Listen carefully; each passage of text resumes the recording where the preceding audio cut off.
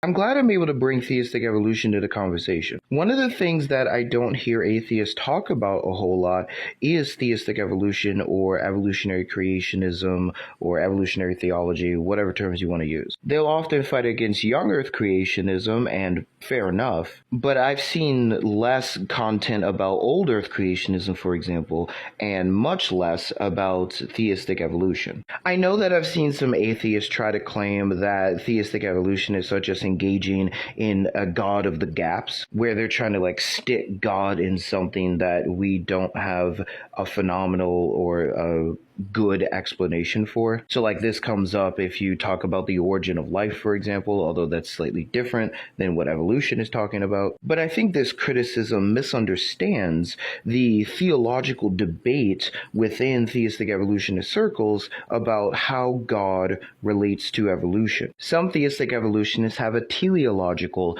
understanding of evolution where they see purpose in things evolving, and there's a sort of endpoint to all of this. So if I'm not misunderstanding her, people like Dr. Soloretter have argued that creatures are allowed to be free by God to evolve and to move and to do these other things. I'm not sure exactly how she would hash that out, but if I were to take that stance, which is not exactly deistic in its understanding either, I would say that God giving creatures freedom is within his sovereignty, and being able to revoke that freedom would also be within his sovereignty, so that you still have a God who is providentially and sovereignly over all of creation and its natural processes, while still allowing that creation to sort of be a well-oiled machine that runs properly.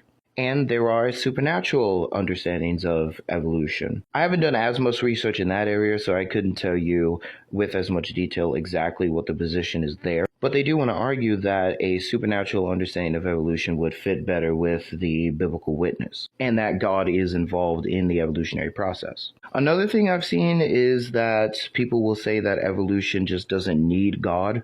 Like a completely non-mystical, non-miraculous, non-supernatural, whatever terms you want to use, understanding of evolution works and explains things just fine. But I think that too is also a misunderstanding of like the motivation of a theistic evolutionist, at least my motivations. I'm not trying to tell you that evolution needs God, although of course in my worldview I believe God sustains all things. I'm saying that Christianity is true, evolution is true, and what do we do with that fact? How do we understand the relationship between God, humanity, and creation with these ideas that Christianity is true and evolution is true? And theistic evolution or evolutionary creationism and some variations thereof and some theological positions thereof seems to do that the best. Another thing I've also seen is just appreciation that there are Christians who accept evolution, and I appreciate that as well. I think that there are a number of Christian denominations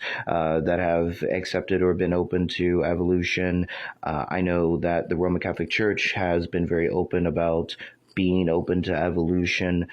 I think one of the Presbyterian denominations has accepted the Big Bang, the age of the earth, and evolution, all that. There are other objections too that I will probably talk about in the future as I continue to research this stuff. But it's not obvious to me that there is a lot of atheist material, much less atheist academic material, maybe philosophical material, that is fighting against theistic evolution. And due to this, as well as due to how Christians tend to respond to theistic evolution, there is a lot of misunderstanding, there's a lot of miscommunication that honestly could really just be solved by like talking to people and understanding what Christians typically understand, which is that people who even have the same theological conclusions will disagree within those conclusions. There are different types of Trinitarian, different views on hell, and so on and so forth. So yeah, that was my little rant about theistic evolution and how it's not being addressed by atheists. If you are an atheist or a non-Christian, I'd be really curious to hear your response to some of this. So